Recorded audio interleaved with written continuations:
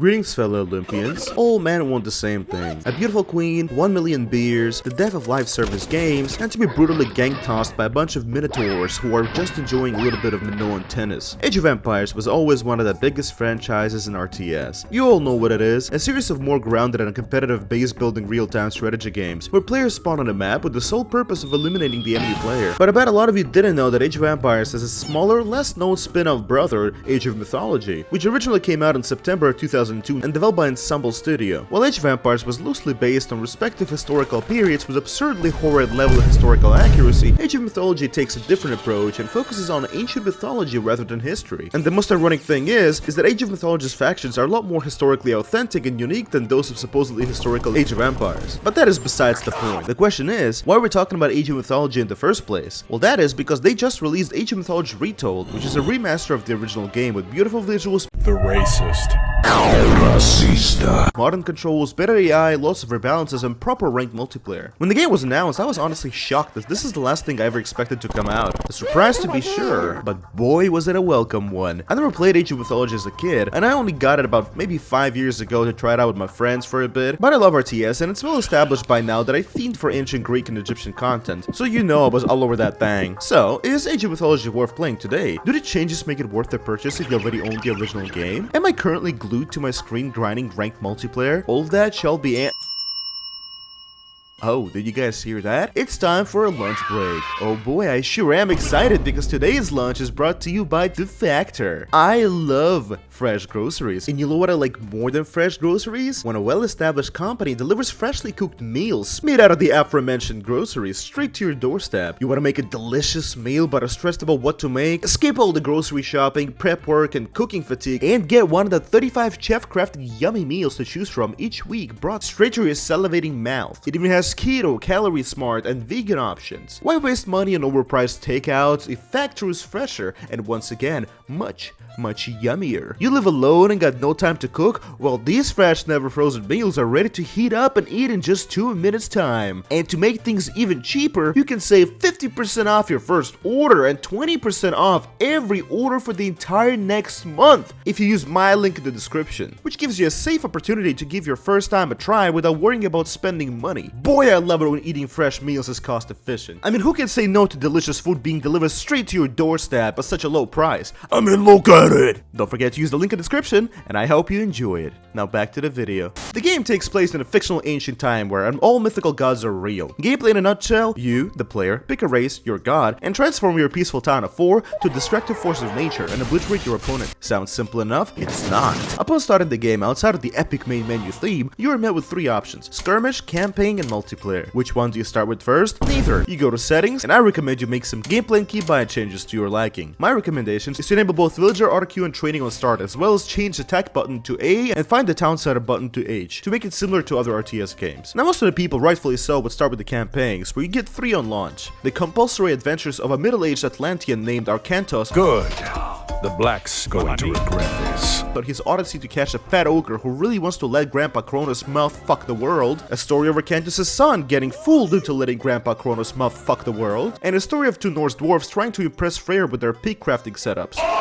And then you have Skirmish, which is the offline single-player matches against bots as well as custom scenarios. Finally, the multiplayer, where you play either casual or quick plays and custom games with other players, or do ranked multiplayer matches with proper elo. You're also provided with editor and mods in case you want to gift a sneak peek into your creative drive to the rest of the world. I will be focusing my entire review on the standard game mode that is shared among skirmish, casual, and ranked multiplayer. The only difference is that ranked doesn't have auto queues for military units and villager resource priority, which are basically baby wheels for new players, and if you're planning to eventually play ranked, I advise you not to learn to rely on those features, as once again they're absent in ranked. But villager auto queues are still there, so you can and should use them all you want. The first thing to do is pick between 4 races: the Greeks, the Egyptians, the Atlanteans, and the Norse. The 4 races are fundamentally different and have totally different gameplay mechanics, similar to how the 4 playable races of Warcraft 3 are different. They have completely different unit rosters, buildings, resource gathering, and priorities, as well as different gods to choose from. The Greeks are based around a mix of archaic, classical, and Hellenistic Greeks, with a bit of everything. The Egyptians seem to be based around late Bronze Age Egypt, with light infantry, chariots, camels, and for some reason, elephants. Cool. We got the Norse with heavily aggressive infantry and limited cavalry and ranged, and finally we have the Atlanteans, who are in a way an extension to the Greeks, but are very alien and fictionalized. Now, what makes these factions different from Age of Empires? They all have mythological units, upgrades, and spells represented by the gods you pick. Since once again, it's well established by now that I am actively fiending for anything ancient Greek, you already know I'm maining them Greeks, baby. So let's pick them. And now you have an option to pick between 3 major gods, Zeus, Hades, or Poseidon. Each has their own completely unique spells and specialized minor gods progression. For example, if you pick Zeus, your faction will have starting buffs in relation to infantry and myth unit production. You will start with the Thunderbolt spell, which allows you to insta-kill any unit that isn't a Titan. This doesn't sound very useful, but it actually is, especially for early game where expensive units are few in between, and sniping that one big myth unit or hero is the difference between life or death. But you know how I like to waste my first free Thunderbolt? To snipe enemy scouts first age. Does it help? Sure, now they lost their scout and they have to get another one, which is a waste of their time. But is it worth a Thunderbolt? Of course not. Then why do I do it?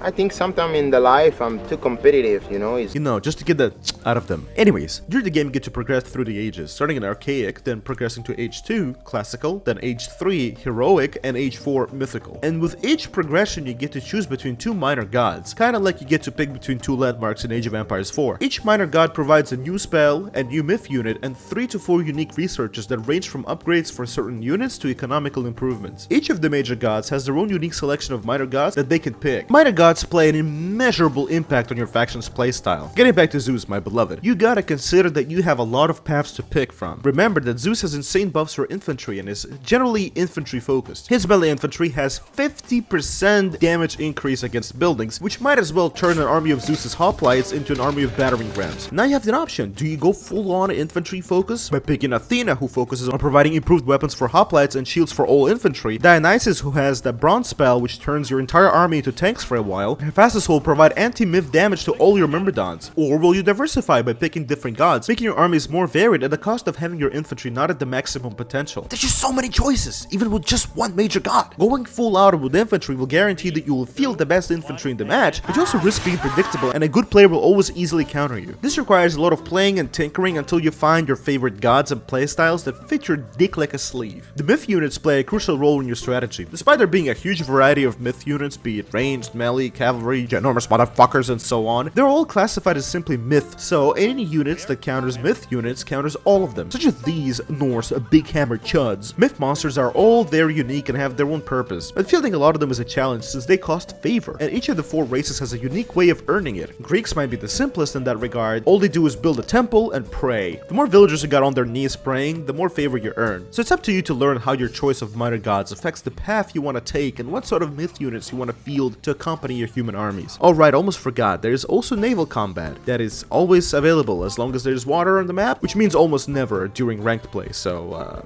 the casual multiplayer can be played with up to 12 players, with a variety of game modes, custom lobbies, or quick play, while the rank consists of only 2 game modes and can be played only in 1v1, 2v2, or 3v3. I spend all of my time playing nothing but ranked. I grind that ranked, I fuck with that ranked, I love that ranked.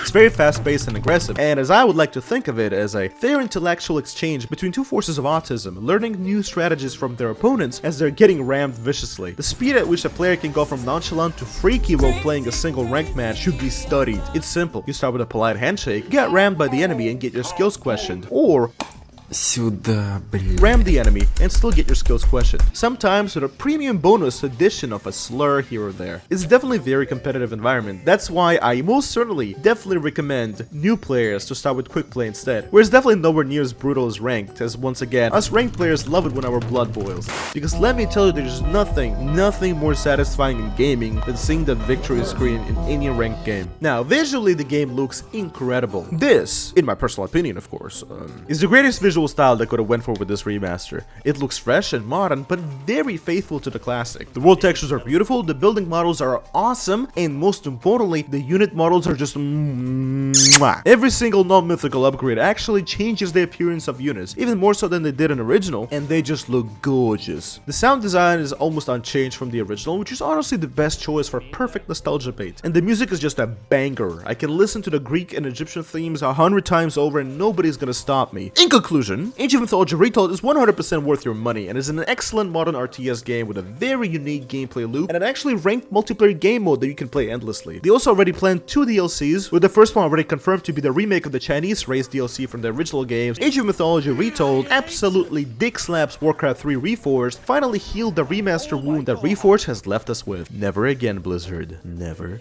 again. Thank you for watching this cringe review, and let me know down in the comments what other games you'd like me to review next. Now have a good one. A very special thanks to Rex Absol, Gook, Corny, Random Guy, Magister Generalis, Nunya Bidness, Shmuvik, Sensei, and Putty Rumple for being a tier 4 Brolig member. I love you.